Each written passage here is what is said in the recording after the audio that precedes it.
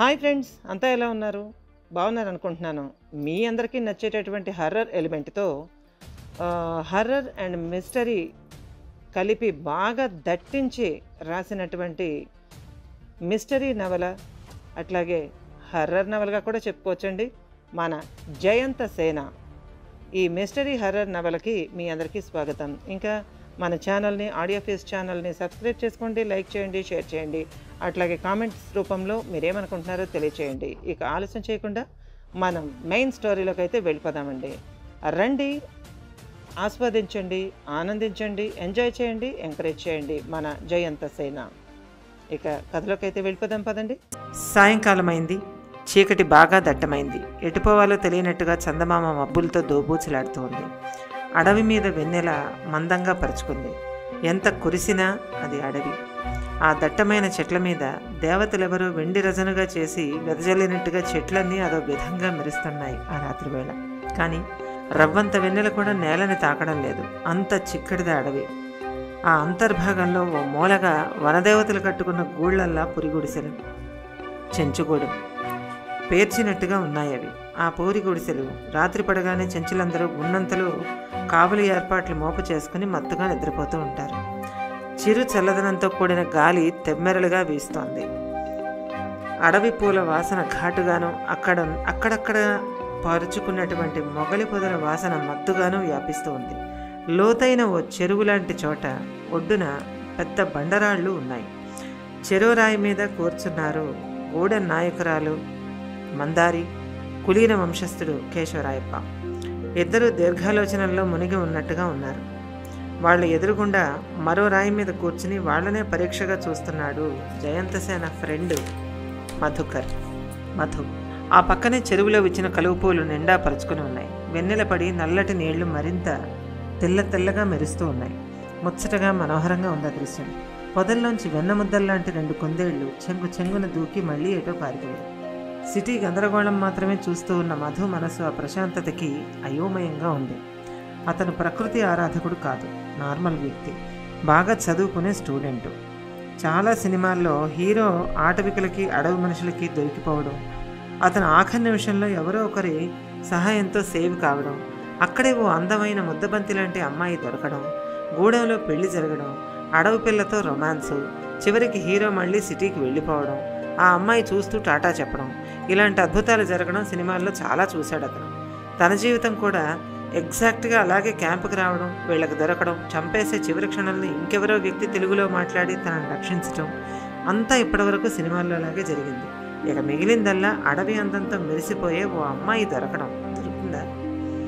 తనకి ఇక్కడ పెళ్లి జరుగుతుందా? కొన్నాళ్ళు ఈ కొండ కోణంలో ఆమెతో తిరగడం, రొమాన్స్, ఆహా, తను ఇవన్నీ అనుభవించబోతున్నాడు. ఇక్కడ అమ్మాయిలందరూ పుష్టిగా కంచు బొమ్మల్లా ఉన్నారు. తను వాళ్ల ముందు నిజానికి వీక్గానే ఉన్నాడు. కానీ తను ఎవరో ఒకరికి నచ్చి తీరుతాడు. ఏదో ఒక ట్విస్ట్ ఉండకపోతే ఈ పాటికి తను చచ్చిపోయి 28 గంటలు అయ్యి ఉండేది. ఈ వెన్నెల్లో ఈ నీళ్ల ఒడ్డున సారాయి తాగుతూ ఇలా అమ్మాయిలతో ఒళ్ళు జలధరించింది మధుకి. ఆ ఊహకే తిమ్మిరిక్కిపోయింది. వీళ్ళ తిండి, వినోదం, సారా లాంటిదేదో అందరూ తాగడం, నిద్రపోవడం, ఆటపాటలు ఇవే చూశాడతను. వీటి వెనక దాగిన మరో ముఖ్య లక్షణాన్ని పూర్తిగా మర్చిపోయాడు. అదే ఆటవికుల మూర్ఖత్వం. ఏమిటి ఆలోచన మధుకర? కేశవరాయప్ప పిలుపుకు త్రిల్లిపడ్డాడు మధు. ఏంటి అన్నాడు తడబాటుగా. ఏమయ్యా ఆలోచన అన్నాడు కేశవరాయప్ప.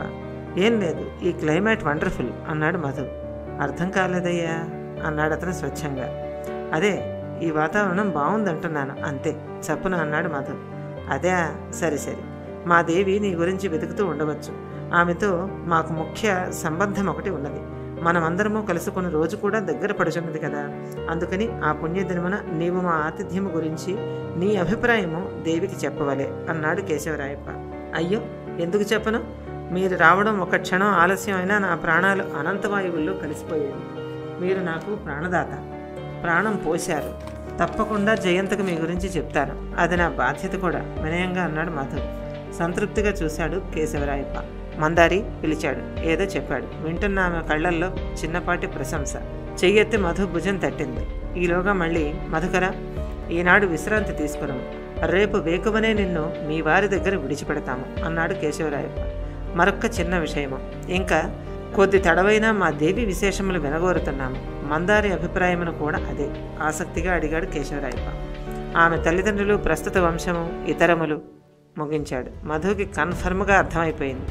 జైకి వీళ్ళకి ఖచ్చితమైన ఏదో రిలేషన్ ఉంది. ఆమె కోసమే వీళ్ళు తనని కిడ్నాప్ చేసినా చంపకుండా వదిలేశారు. మొత్తానికి జయంతి వెనక ఏదో గొప్ప రహస్యం ఉంది. రేపే దిగబెడతానంటున్నాడు. మరి అడవి పిల్లతో రొమాన్సో జరగదో ఏమిటో మనసులో దిగిలేసింది. ప్రాణాలు దెక్కాయి, అదే చాలు. నోర్మయ్యరా, అంతరాత్మ తిట్టింది.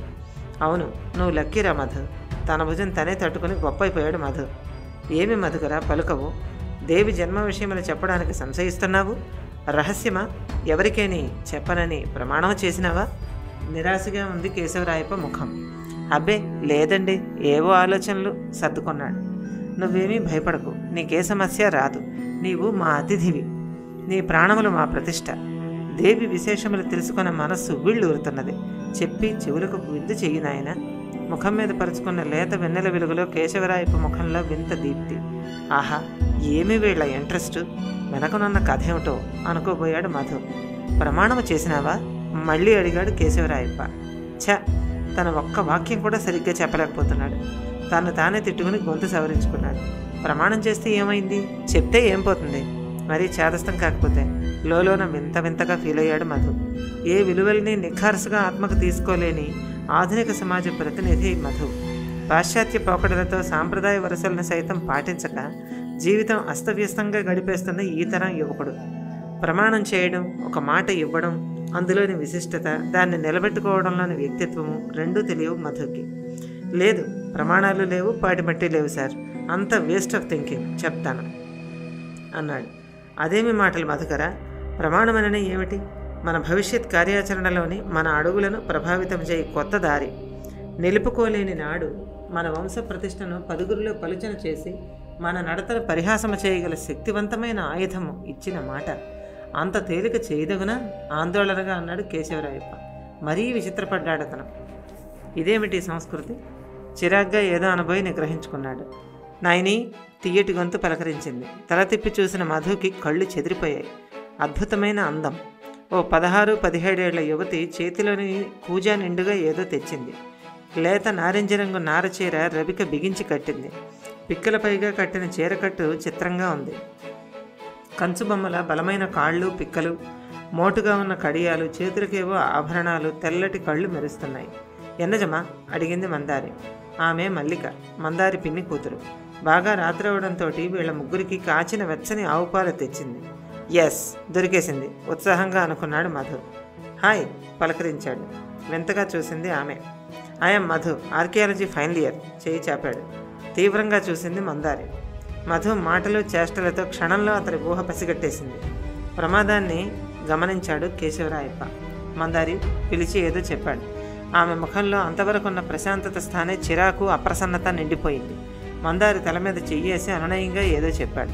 ఆమె కళ్ళల్లో మంట కాస్త శాంతించినట్టుగా కనబడింది. అదురుకున్నాడు మధుకర్.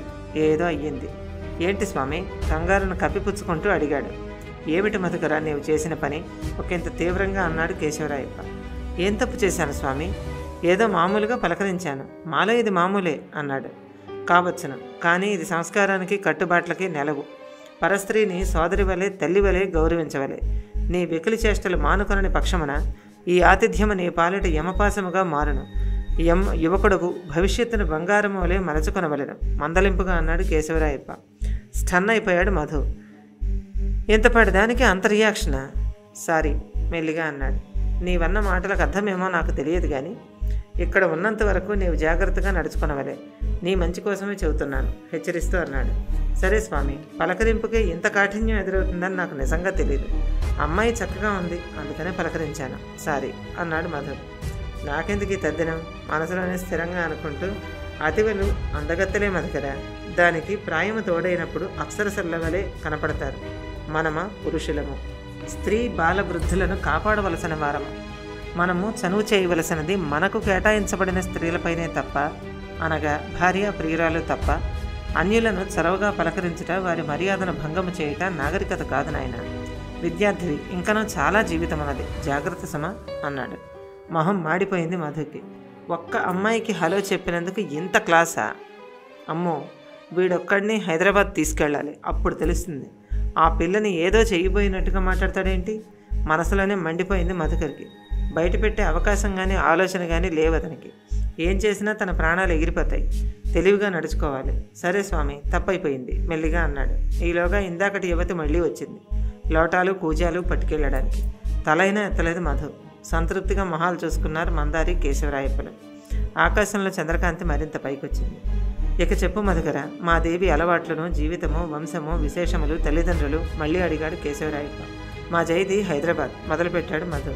అతడు చెప్తున్న విశేషాలను వింటున్న ఇద్దరి మొహాలు దీప్తివంతంగా మెలగసాగాయి. రాత్రి గడుస్తూ ఉంది. సరిగ్గా అదే సమయానికి డాడీ, మంచి నిద్రలో ఉన్న జయరాజ్ చెవులకు వినిపించింది జయంత పిలుపు. చటుక్కున మెలకు వచ్చింది. జయంత నిద్రలో కలవరిస్తోంది. దిగ్గున లేచి బేబీ వాట్ హ్యాపెండ్ ఆదుర్దాగా అడిగాడు. ఆమె నిద్ర చల్లగా చెమటతడితో ఉంది. మెల్లగా కళ్ళు తెరిచింది జయంత్ సేన. ముఖంలోకి వంగి చూస్తున్న తండ్రిని చూడగానే పలకరింపుగా నవ్వింది. ఆ నవ్వు బలహీనంగా ఉంది. ఏం కావాలి బేబీ అన్నాడు జయరాజ్.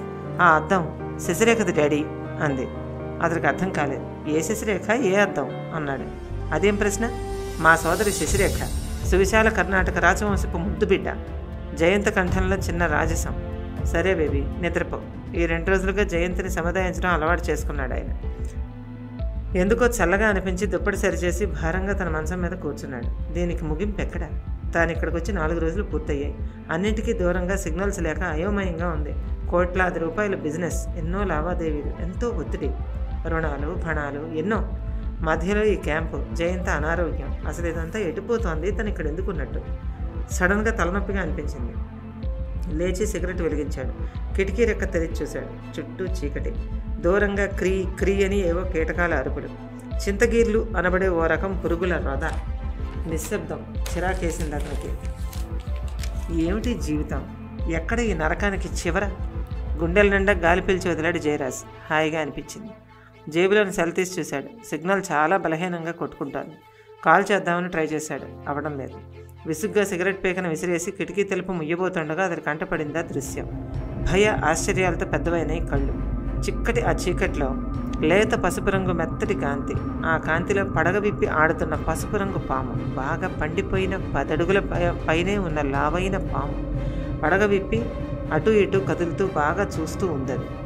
దాన్ని చూస్తున్న జయరాజ్ ముఖం మీద అలుముకున్నాయి స్వేదబిందు. మై గుడ్నెస్, ఏమిటి అడవి, ఏమిటి పాము? ఇది పామా? దీనికి తన బేబీకి ఏంటి సంబంధం? అది ఎందుకని ఇలా వెంటాడుతోంది? మెదడు మొద్దుబారిపోయింది. తన కళ్ళను తనే నమ్మలేని పరిస్థితి. క్షణం తర్వాత ఎటుపోయిందో మరి కనపడలేదు. పసుపు రంగు కాంతి కొద్ది సెకండ్లు అలాగే ఉంది. ఈ ప్రశ్నలకు సమాధానం ఎలా ఉంటుందో అర్థం కాని జయరాజ్ భయానికి, ఆందోళనకి మధ్య ఊగిసలాడుతూ మంచం అంచున తలపట్టుకుని కూర్చున్నాడు. అప్పుడు టైం 1 గంట దాటింది. ఈ కథలో నిజంగానే జయరాజ్ కూతురు జయంత సేనకి ఆ పసుపు రంగు పాముకి ఉన్న సంబంధం ఏమిటి? నిజంగానే సంబంధం ఉందా? ఆ పాము జయంత కోసమే అక్కడికి వచ్చి కాపు కాస్తూ ఉందా? అలాగే ఆటవికులకు దొరికిపోయిన మధుకర్ తిరిగి క్షేమంగా గెస్ట్ హౌస్ చేరతాడా? అసలు అతని జీవితం ఏ మలుపు తిరగబోతోంది? అక్కడున్న మల్లిక అతడి జీవితంలోకి వస్తుందా? అతడు సరదా పడినట్టుగా ఏ ఒక్క విషయమైనా జరుగుతాయా? అసలు ఈ మొత్తం సిట్యువేషన్ అంతా జయరాజ్ తనకు అనుకూలంగా మార్చుకోగలుగుతాడా? ఈ పాము దేవజాతికి సంబంధించిన దేవసర్పమా, నిజమైన విషపు కీటకమా? అయితే ఆ పసుపు రంగు ఎక్కడి నుంచి వచ్చింది? అసలు ఆ పాము గెస్ట్ హౌస్ని వెంటాడి ఎందుకు తిరుగుతోంది? జయంతసేనని అది ఏం చేయబోతోంది? ఈ ప్రశ్నలకి సరైన సమాధానాలు దొరకాలంటే ఖచ్చితంగా వచ్చే ఎపిసోడ్ దాకా ఎదురు చూడవలసిందే.